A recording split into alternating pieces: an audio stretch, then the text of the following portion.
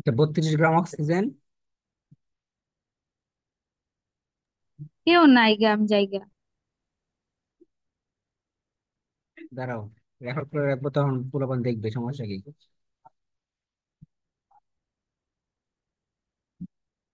আপনি করেন, আমিও দেখে নিব। তারপর মনে করবো।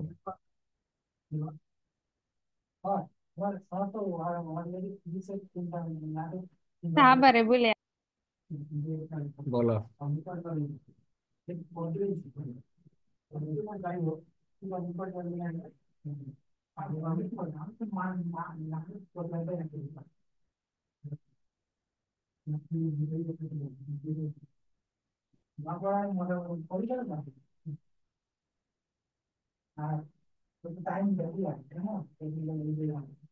চুয়াল্লিশ গ্রাম কার্বন ডাইঅক্সাইড অথবা 64 গ্রাম অক্সিজেন। এইটার জন্য ভ্যান্ডার ওয়ালস সমীকরণ লেখো।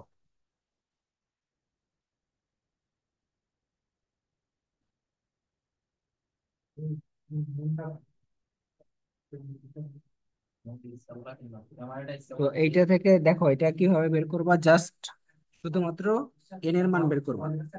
অর্থাৎ এন এর মান বের করতে পারলে জাস্ট তোমরা শুধু এখানে সূত্রটা বসাবা যে P plus A N square by V square V minus N B equal to N R T. এখান থেকে শুধু এন এর মানটা বের করতে হবে। অর্থাৎ এখানে ভর বাই ভর, অর্থাৎ আণবিক ভর ভাই, সরি, মৌলের ভর বাই আণবিক ভর। এখানে কত দেওয়া আছে? 32। তাহলে আণবিক ভর কত? 32। তাহলে এন এর মান হচ্ছে 1। তারপর হচ্ছে এখানে এন এর মান কত? এখানেও হচ্ছে 1। 44/44 এক। এখানে কত? 64 গ্রাম অক্সিজেনের ক্ষেত্রে এন এর মান হবে 2। এখন শুধু কি করবা, এন এর মান বসাবা এখানে। পি প্লাস এন এর মান যদি 1 বসাও তাহলে কি হবে? কিছুই হবে না। তাহলে শুধু A, A by N, A by V square V minus B equal to R T. যদি এন এর মান 1 হয় তাহলে এরকম হবে। যদি 2 হয়, 2 হলে কি হবে? 4a হবে। এন এর মান তখন 2 বসবে, 2 স্কোয়ার, তাহলে 4a minus 2b, V minus 2b আর 2 আর টি। ঠিক আছে, এরকম হবে তখন। ঠিক আছে। এখন 1 হইলে কি হবে, 2 হলে কি হবে, 3 হইলে কি হবে? 3 হইলে হবে 9a V minus 3b equal to 3 আর টি। এভাবে করে বের করবা। ঠিক আছে। তাহলে মোটামুটি আমাদের এখান থেকে এটাই আসে। হ্যাঁ, 64 গ্রাম অক্সিজেন অথবা 88 গ্রাম কার্বন ডাইঅক্সাইড অথবা 96 গ্রাম কার্বন অক্সিজেন, এভাবে করে আসে আর কি। ঠিক আছে। অর্থাৎ পূর্ণ একটা মান দিবে, তোমাকে অত কঠিন কিছু দিবে না, পূর্ণ একটা মান দিবে।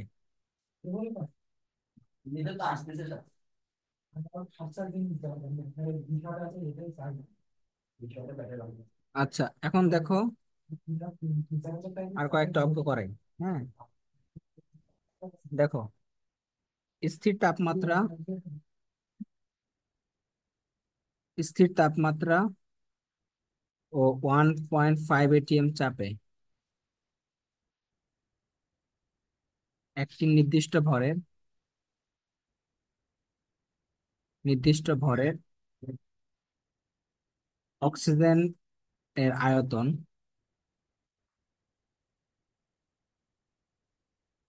200 ml হয়। ওই গ্যাসের উপর চাপ বৃদ্ধি করে গ্যাসের আয়তন 125 ml হয়, করা হলো। চাপ বৃদ্ধির পরিমাণ কত? চাপ বৃদ্ধির পরিমাণ, দেখো এখানে কি কি দেওয়া আছে, জাস্ট এতটুকু দেখো। স্থির তাপমাত্রা, তার মানে এটা বয়েলের সূত্র খাটবে। এখানে কি সূত্র খাটবে? বয়েলের সূত্র। চাপ দেওয়া আছে এবং আয়তন দেওয়া আছে, তাহলে কি সবকিছু দেওয়া আছে। বের করতে বলছে চাপ বৃদ্ধির পরিমাণ। তাহলে চাপ বৃদ্ধির পরিমাণ বের করতে গেলে আগে কি P1 দেওয়া আছে, V1 দেওয়া আছে, V2 দেওয়া আছে, তাহলে বের করতে হবে P2। তাহলে P1 V1 equal to P2 V2। এখান থেকে আগে P2 বের করবা। তাহলে P2 কত হয় দেখো, পি2 কত হয়?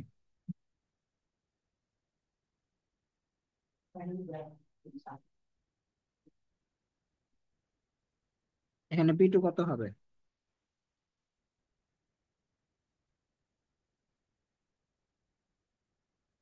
বলো।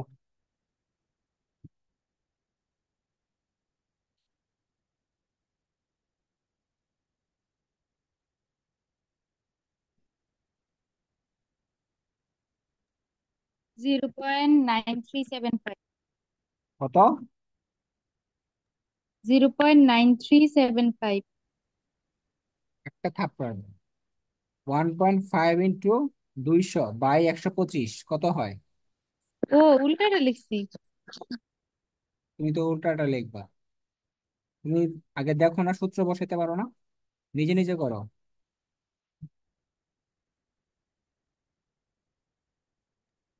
2.4। 2.4, এটা হলো পি2 বের হয়েছে, তাহলে চাপ কত বৃদ্ধি করা হয়েছে? 1.5 ছিল আগে, এখন করা হয়েছে 2.4, তাহলে বৃদ্ধির পরিমাণ কত? 2.4 মাইনাস 1.5, এটা উত্তর। তাহলে 0.9 এটিএম। ঠিক আছে। আচ্ছা, এভাবে করে এই অঙ্কগুলো করতে হবে।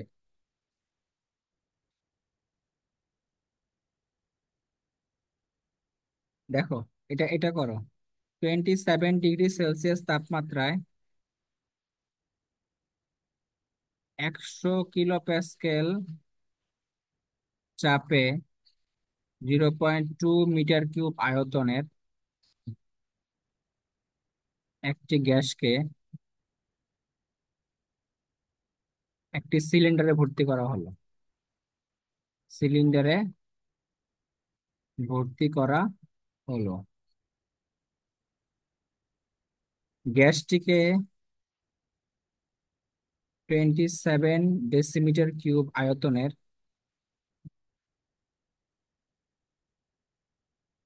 একটি সিলিন্ডারে নেওয়া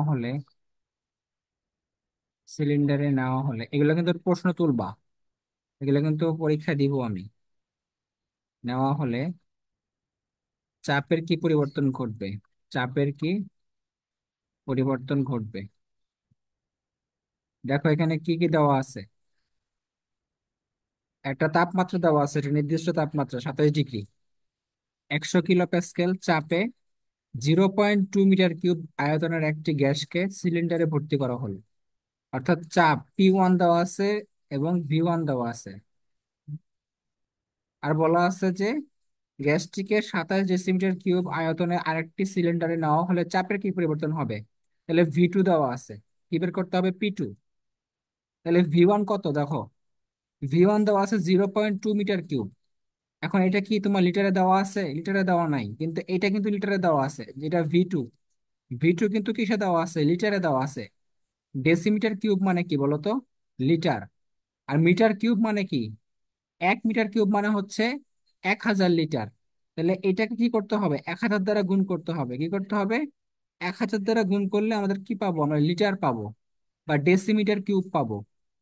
তাহলে মিটার কিউব দেওয়া থাকলে এটা কি কি করতে হবে? লিটারে নেওয়া লাগবে। সো এখান থেকে আসবে হচ্ছে 200 লিটার। আর P1 দেওয়া আছে কত? 100 কিলো প্যাসকেল। তুমি চাপটাকে পরিবর্তন না করলেও হবে, কিলো প্যাসকেল কিলো প্যাসকেল রেখে করবা, সমস্যা নাই। কারণ উত্তর চাপের মান যদি কিলো প্যাসকেলে দেওয়া থাকে, তোমাকে কিলো প্যাসকেলে বের করতে হবে। এটা চেঞ্জ করা দরকার নাই এখানে। আর যদি এটিএম এ দেওয়া থাকে উত্তরটা, এটিএম এ দিয়ে থাকলে কি করবা বলো তো? তোমরা মান চেঞ্জ এখানে করা দরকার নাই, তোমরা আগে P2 বের করবা। অর্থাৎ P1 V1 = P2 V2, এখান থেকে তোমরা কি করবা? আগে P2 বের করো। তাহলে P2 কত হবে? P1 V1/V2। এখান থেকে P2টা বের করো, কত হয়? 740.7 740.7 7 কিলোপাস্কেল। Kilo Pascal. এইটাকে তুমি এটিএম এ নিতে পারবা সহজেই। 101.325 এটা দ্বারা ভাগ করলে কি হয়ে যাবে? এটিএম বের হয়ে যাবে। সো এখানে আর নতুন করে আর কিছু করা লাগবে না, এটাকে তুমি এটিএম এ নিতে পারবা অ্যান্সারটাকে সহজেই। আচ্ছা, এটা গেল। তারপরে কোশ্চেনটা যেটা করাবো এটা খুবই ইম্পর্টেন্ট, স্টার দিয়ে রাখবা, হ্যাঁ। স্টার দিয়ে রাখবা, এটা সেটা হচ্ছে নির্দিষ্ট তাপমাত্রায় নির্দিষ্ট তাপমাত্রায় একটি কাচের মার্বেল সহ একটি কাচের মার্বেল সহ কোনো নির্দিষ্ট ভরের কোনো নির্দিষ্ট ভরের গ্যাসের আয়তন 250 সেন্টিমিটার কিউব হলে তাপমাত্রা অপরিবর্তিত রেখে অপরিবর্তিত রেখে মার্বেল সহ চাপ দ্বিগুণ করলে চাপ দ্বিগুণ করলে মার্বেল সহ গ্যাসের আয়তন মার্বেল সহ গ্যাসের আয়তন 130 সেন্টিমিটার কিউব হয়। মার্বেলের আয়তন কত?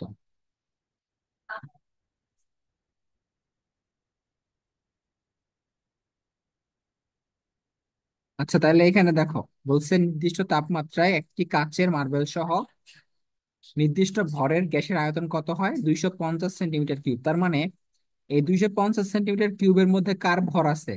মার্বেলের ভরটা আছে, তাই না? মার্বেলের আয়তনটা আছে এখানে। তাপমাত্রা অপরিবর্তিত রেখে চাপ দ্বিগুণ করা হয়েছে। চাপটা আমরা দ্বিগুণ করছি, তাইলে মার্বেল সহ গ্যাসের আয়তনটা হবে 130 সেন্টিমিটার কিউব। অর্থাৎ এইখানেও আয়তনের সাথে কিন্তু মার্বেলের আয়তনটা আছে। তাহলে বলছে মার্বেলের আয়তনটা কত। তাহলে ভি ওয়ান কি ধরবো? ভি ওয়ানটা আমরা ধরতে পারি না? 250 - এক্স। 250 - এক্স কেন ধরবো? কারণ এই এক্সটা হচ্ছে মার্বেলের আয়তন। তাহলে 250 - এক্স সেন্টিমিটার কিউব, এটা হলো ভি ওয়ান। ভি টু কত হবে? 130 - এক্স সেন্টিমিটার কিউব। অর্থাৎ এই এক্সটা কি? মার্বেলের আয়তন। একটা মার্বেলের কিন্তু একটা আয়তন আছে এখানে,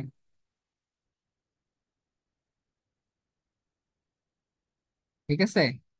তারপরে পি ওয়ান কত? পি ওয়ান হচ্ছে, যেহেতু এটাকে বলছে চাপ দ্বিগুণ করা হয়েছে, এখানে কিন্তু চাপ নির্দিষ্ট না। তো যখন চাপ দেওয়া না থাকবে তখন তোমরা ধরবা চাপ পি। P one = P. আর পি2 কি ধরবা? 2পি। তাহলে এখান থেকে জাস্ট কি করবো, এখন সূত্রটা বসাবা। P one V1 = পি2 ভি2। পি ওয়ান কি বসাবা? পি।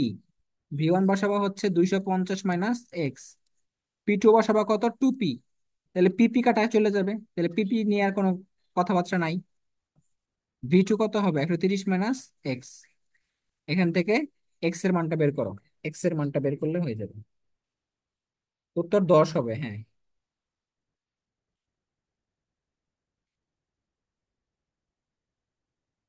এক্স এর মানটা হবে 10।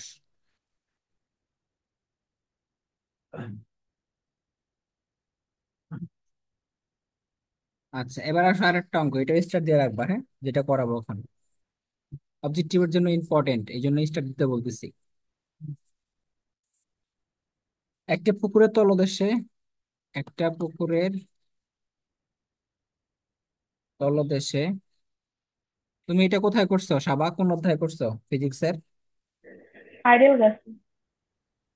হ্যাঁ, 10 নম্বর অধ্যায়। হ্যাঁ হ্যাঁ। আমি আগে ফিজিক্স পড়াইতাম তো, ফিজিক্স বাদ দিয়ে দিছি, ফিজিক্স পড়াইতে চাপ লাগে বেশি।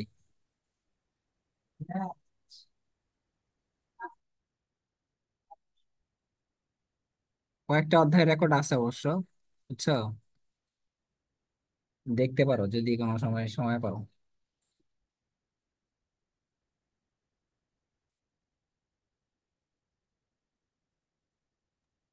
আপনার কমেন্ট বক্স অফ করে থাকে কেন? ইয়ের ইউটিউবের।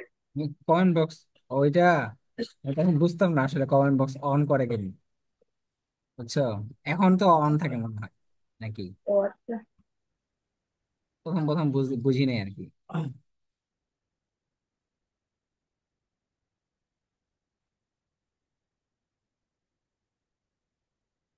যদি পুকুরের তলদেশে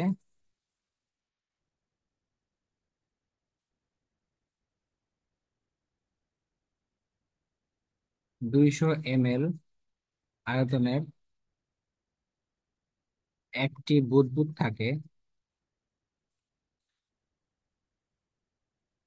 এবং বুদবুদটি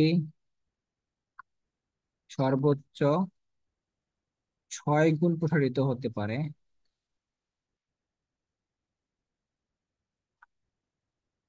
তবে বুদবুদটি ফেটে যাবে কিনা।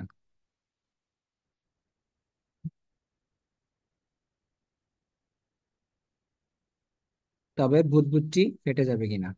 আচ্ছা, এখন দেখো প্রথমে এখান থেকে কি বের করবা। কি দেওয়া আছে? চাপ দেওয়া আছে পুকুরের পৃষ্ঠে। কত হয়? 10 ভাগের 1 ভাগ হয়। অর্থাৎ পুকুরের তলদেশে যে চাপটা থাকে, পুকুরের পৃষ্ঠে সেটা কত হয়? 10 ভাগের 1 ভাগ। তাহলে P1 কত ধরবা? P1 যদি তুমি পি ধরো, তাহলে P2 কত ধরবা? P2 ধরবা হচ্ছে P/10। তাই না? কারণ কি, যদি তলদেশে চাপটা পি ধরি আমরা বা এক্স ধরি, তাহলে একদম পৃষ্ঠে কত হবে? 10 ভাগের 1 ভাগ। তাহলে P/10 অথবা X/10, যেইটাই ধরো না কেন, সমস্যা নেই। তাহলে V1 কত হবে? V1 দেওয়া আছে হচ্ছে 200 ml। কত দেওয়া আছে? 200 ml। আর V2 বের করো। এখন এখান থেকে কি বের করবা? V2 বের করবা। তাহলে এটা বের করো কত হয়। এটা কিন্তু হাতে দুই হাতে হাজার কত হয়? 2000 আমি 2000 হয়। V2 হবে দুই তাহলে হাজার ফেটে যাবে। তাহলে কি ফেটে যাবে না? কারণ কি হুম, বলো তো? কারণ ইয়ে বুদবুদের সর্বোচ্চ তো 1200 হবে। সর্বোচ্চ হচ্ছে 200 × 6, মানে 1200 আয়তন। 200 × 6 সর্বোচ্চ কত হইতে পারে? 1200 ml পর্যন্ত হইতে পারবে, কারণ 6 গুণ, সর্বোচ্চ 6 গুণ প্রসারিত হইতে পারবে। তাহলে 1200 ml এর উপরে গেলে সেটা ফেটে যাবে। তাহলে 2000 ml বের হয়েছে, তাহলে কি ফেটে যাবে। এটা করবা। আচ্ছা,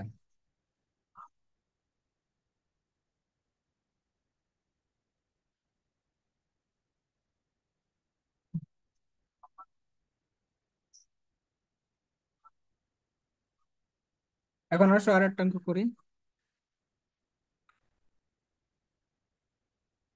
এটা বের করো। 0.8 ATM চাপের 0.2 লিটার অক্সিজেন এবং 0.08 ATM চাপের 0.6 লিটার নাইট্রোজেন গ্যাস একটি 2 লিটার পাত্রের আয়তনের পাত্রে মিশ্রিত করা হলো। গ্যাস মিশ্রণের মোট চাপ কত? বের করো তো।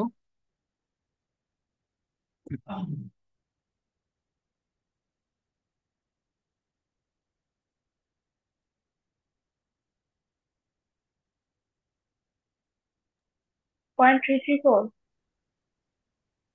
0.334, হ্যাঁ। কিভাবে করতে করো তো? P=P1V1 + P2V2/V। ভি কত? পাত্রের আয়তন কত? 2 লিটার। P1 দেওয়া আছে 0.8 ATM, V1 দেওয়া আছে 0.2 লিটার, P2 হচ্ছে 0.88, V2 হচ্ছে 0.6। এটা ক্যালকুলেশন করে অ্যান্সার বসাই দিবে। এগুলো কিন্তু তুমি সূত্র বসাইলেই শেষ, তেমন একটা খটকা নাই। আর এগুলা আদর্শ গ্যাস যারা করছে তারা আসলে এগুলা পারবে আরো বেশি, স্বাভাবিক। এই অধ্যায়ের ওই অধ্যায়ের অনেক মিল আছে, অর্ধেকটাই মিল, অর্ধেকটাই মিল, অর্ধেকটা মিল নেই এরকম। আচ্ছা, আর একটা অঙ্ক করি। দেখো,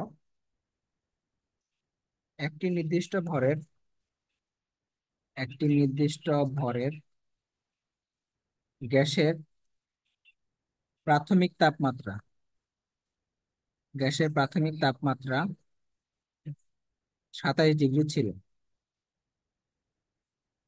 চাপ অপরিবর্তিত রেখে চাপ অপরিবর্তিত রেখে ওই গ্যাসের তাপমাত্রা বাড়িয়ে বাড়িয়ে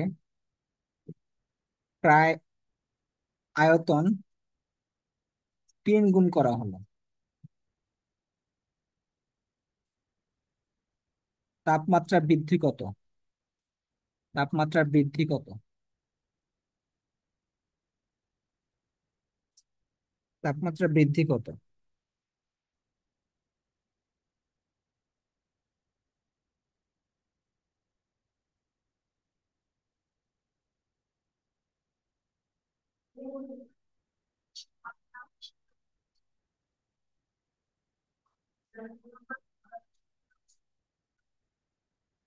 বলো, এখানে সূত্রটা কি হবে? এখানে কিন্তু ভি বাই তোমার কিউ ওয়ান, কত? আর 600 কেলভিন বাড়ি দিতে। 600 কত? শুধু 600। হ্যাঁ, তাপমাত্রা বৃদ্ধি তো 600 ডিগ্রি সেলসিয়াস নাকি 600 কেলভিন, কোনটা? দুইটাই। 600 ডিগ্রি কেলভিন নাকি? না মানে ডিগ্রি সেলসিয়াস বা কেলভিন দুইটার একটাই তো হলেই হলো, মানে বৃদ্ধি তো তাই না? একটাই মানে। হ্যাঁ। তাই না? আচ্ছা, V1/T1/V2/T2, এখানে দেখো V1 কত? V1 কিন্তু দেওয়া নাই, সো আমরা V1 কি ধরবো হচ্ছে ভি। আর V2 মানে কি, 3 গুণ হয়েছে, আয়তনটা কত গুণ হয়েছে? 3 গুণ, তাহলে বলবো 3V। তাহলে V1 ধরলাম ভি, আর V2 ধরলাম 3V, তাহলে বসাও এগুলা। T1 কত? 27 ডিগ্রি, মানে এখানে কত বের হবে বলো তো? 27 ডিগ্রি মানে হচ্ছে 300 কেলভিন, 300 কত? কেলভিন। আর V2 কত হবে? 3V। তাহলে T2টা বের করো এখান থেকে। এখানে T2 যে বের হবে না, কত বের হবে বলো? 900 900 বের হবে। 900 বের হবে। এখন 900টা কি বলো তো? 900টা হচ্ছে কেলভিনে বেড়েছে, কি কেলভিন। বেড়েছে? কেলভিনে। এখন উত্তর দেওয়া আছে তোমার ডিগ্রি সেলসিয়াসে। কিসে দেওয়া আছে? ডিগ্রি সেলসিয়াসে। কারণ কেলভিনে উত্তর বেড়েছে 900, তখন তুমি কি করবা? 900 - 273 কত হবে উত্তর এখানে? ছয়শো ছয়শো সাতাইশ ডিগ্রি সাতাইশ সেলসিয়াস তাহলে বলো তো, সেলসিয়াস তাপমাত্রা কত এখানে? 627। আচ্ছা, T2টা হচ্ছে 627 ডিগ্রি সেলসিয়াস। T1 কত ছিল? 27 ডিগ্রি সেলসিয়াস। তাহলে বৃদ্ধি পাইছে কত বলো তো? 600। 600 ডিগ্রি সেলসিয়াস। তাহলে বৃদ্ধি কত পাইছে? 600 ডিগ্রি সেলসিয়াস। তাহলে বৃদ্ধি পাইছে 600 ডিগ্রি সেলসিয়াস, এটা হচ্ছে উত্তর। তুমি কেলভিন আর ডিগ্রি সেলসিয়াস কিন্তু মিলাইলে হবে না। কিন্তু ভাই আমার ডিফারেন্স কিন্তু কেলভিনের যা ডিগ্রি সেলসিয়াসে তাই আছে। বুঝি না। আপনি ডিফারেন্স দেখেন, ডিফারেন্স হচ্ছে কেলভিন আর ডিগ্রি সেলসিয়াস সেমই আসে। হ্যাঁ, সেম তো আসবে রে বাবা। মানে আপনি তো বলেননি কোন এককে, তাই আর কি দুইটাই বলছি। সেমই আসবে, কারণ কি, কারণ কেলভিনে হচ্ছে, কেলভিনও 900 আর 300, তাহলে 600 ছিল। হুম। আর সেলসিয়াসে হচ্ছে 600। আর উত্তরটা হচ্ছে, ধর অপশনে তোমার দেওয়া আছে হলো তোমার 500 degree Celsius, 500 kelvin, 600 degree Celsius, আর হলো 650 কেলভিন, এরকম দেওয়া আছে। তখন তোমাকে এটা দেখাইতে হবে। এটাই বললাম আর কি। আর তুমি বলছো কেলভিন সেলসিয়াস দুইটাতে 600, এটা তো সঠিক, এটা তো সঠিক উত্তরে। কেলভিনও 600, ডিগ্রিতেও 600, এটাও সঠিক। আচ্ছা, এইরকম অঙ্ক দেখলে তোমরা অবশ্যই, যখন তোমরা T2টা বের করবা তখন তোমরা কিন্তু যোগ বিয়োগ করবা, হ্যাঁ। কেলভিন থেকে ডিগ্রিতে কিভাবে নিতে হয়, ডিগ্রি থেকে কেলভিনে নেওয়া লাগে কিভাবে, এটা একটু দেখবা। আচ্ছা,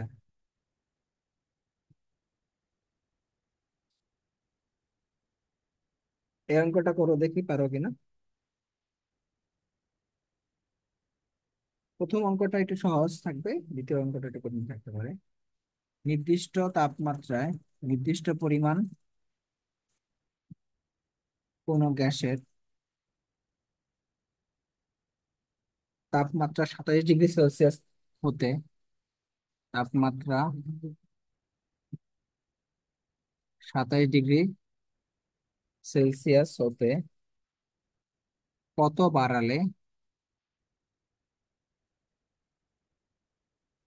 গ্যাসের আয়তন দ্বিগুণ হবে, যদি একই সাথে তার উপর চাপ 0.8 ATM হতে 1.08 ATM এ বৃদ্ধি করা হয়। ঠিক আছে, এখানে কোন সূত্রটা হবে বলো তো? P1 V1 by T1 equal to P2 V2 by T2। হ্যাঁ,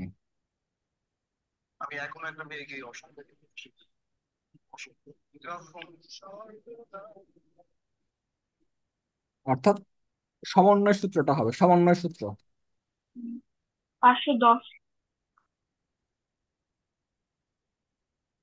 ডিগ্রি সেলসিয়াস। হ্যাঁ, 510 ডিগ্রি।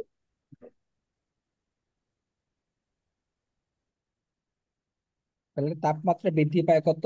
510 degree Celsius. অর্থাৎ আগে তুমি এখানে T2টা বের করবা, T2। ভাবিয়া করতে পারো কিনা দেখো। T2টা বের করো। এখানে সব দেওয়া আছে, P1 দেওয়া আছে, P2 দেওয়া আছে, V1 দেওয়া আছে কত। যেহেতু V1 বলছে দ্বিগুণ হয়ে যাবে, তাহলে V2টা হচ্ছে কি, V1 ধরবা V, V2 ধরবা হচ্ছে 2V। দ্বিগুণ হয়ে গেছে তাই না, 2V ধরবা। আর তাপমাত্রা T1 দেওয়া আছে 27 ডিগ্রি, মানে 300 কেলভিন। তাহলে T2টা বের হবে কত এখান থেকে? 810 কেলভিন। 810 কেলভিন যখন বের হবে তখন তুমি কি করবা, এটাকে সেলসিয়াসে নিবা। সেলসিয়াসে কিভাবে নিবা? 273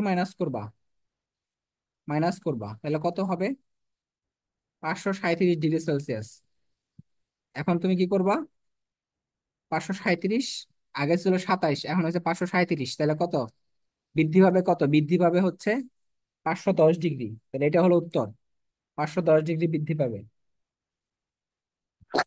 এটি আমাদের ক্লাসে শেষ হ্যাঁ, এগুলা ক্লাসে করাইছে পারি। তাই না? আচ্ছা ঠিক আছে, এই অঙ্কটা করো তো দেখি।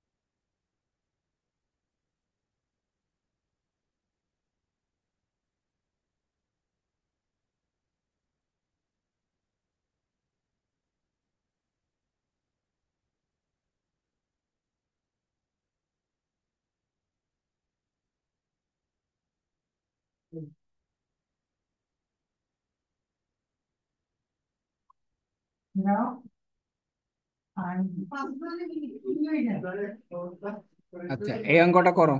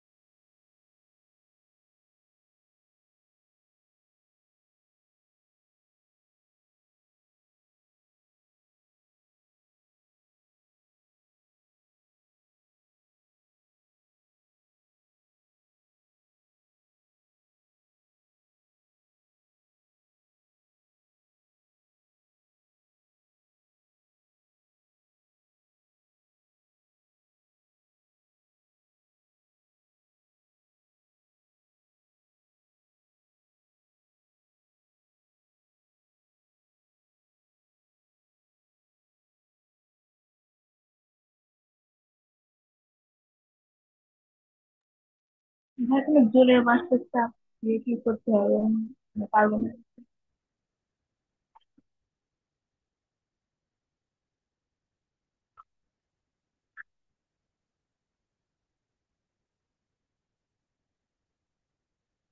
ভাইয়া, হ্যাঁ, বুঝো না এটা? না জলের বাষ্পের চাপের কাজ মানে কি যোগ করা লাগবে এর সাথে? যোগ করবা কেন?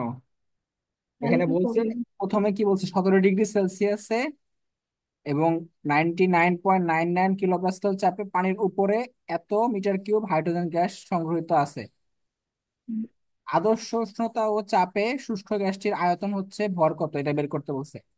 এখন তোমার হাইড্রোজেন গ্যাসটা কত, চাপ, চাপটা কত এখানে এত। এখন এটা জলীয় বাষ্পের চাপ আছে না এখানে, এখন জলীয় হুম, বাষ্পের চাপ থাকলে অবশ্যই এটা বিয়োগ করতে হবে। তো এখন তুমি কি করবা, যে 99.99 কিলো প্যাসকেল থেকে কি করবা, তোমার তিন হাজার টু দুইশো পয়েন্ট সত্তর প্যাসকেল এটাকে বিয়োগ করবা। কিন্তু প্যাসকেলে দেওয়া আছে, এটা কিসে করতে হবে, এটাকে কিলো প্যাসকেলে নেওয়া লাগবে। থ্রি তাহলে পয়েন্ট টু একশো, সেভেন 1000 দ্বারা ভাগ করতে হবে, তাই না? তাহলে প্যাসকেল থেকে কিলো প্যাসকেল চলে আসলো। তাহলে এইটা হবে তোমার কি, P1। তারপর T1 দেওয়া আছে, V1 দেওয়া আছে, T2 দেওয়া আছে, P2 দেওয়া আছে, V2 কত, P1, P2 আর V2 কি দেওয়া আছে, আদর্শ উষ্ণতা ও চাপ বলা আছে, তার মানে STP। তাহলে P1টা হবে তোমার 1 ATM। 1 ATM মানে হচ্ছে কিলো প্যাসকেলে কত, 101.325। আর T1টা হবে 0 ডিগ্রি সেলসিয়াস, মানে 273 কেলভিন। এখান থেকে আগে তোমরা বের করো V2, V2টা বের করো। বিটু হচ্ছে 0.052। হ্যাঁ, 0.0 জিরো ফাইভ ফাইভ কিউ। এটা কিসে বেড়েছে, মিটার কিউবে বেড়েছে। মিটার এটাকে কিসে কিউব করতে হবে, এখন লিটারে নিতে হবে। এটাকে লিটারে। দ্বারা গুণ করো, তাহলে হবে 52.1 লিটার। এখন আদর্শ উষ্ণতা ও চাপ মানে কি, যে এসটিপি, মানে হ্যাঁ, 22.4 লিটারে হাইড্রোজেন গ্যাসের ভর কত, 2 গ্রাম। এক বুঝলাম। লিটারে কত, 52.1 লিটারে কত, বুঝছো? জি। এটা বের করবা। আচ্ছা, তাহলে এইভাবে করে এরকম টাইপের অঙ্ক যদি আসে, অবশ্যই জলীয় বাষ্পের চাপটা কিন্তু আসল চাপ থেকে বা গ্যাসের চাপ থেকে বিয়োগ করতে হবে। জলীয় বাষ্পের চাপটা অবশ্যই বিয়োগ করবা এই ক্ষেত্রে, মনে রাখবা এই জিনিসটা। এখন এখানে এসটিপি দিছে, এই জন্য 22.4 ধরছি। এসএটিপি দিলে আমরা অবশ্যই 24.789 ধরতাম। আচ্ছা, এইভাবে করে অঙ্কগুলো করবা, ঠিক আছে? তাহলে হ্যাঁ। আজকে এই পর্যন্ত থাকলো, আর পরবর্তী ক্লাসে বাকি অঙ্কগুলো আমরা করবো, ঠিক আছে? যাও তাহলে।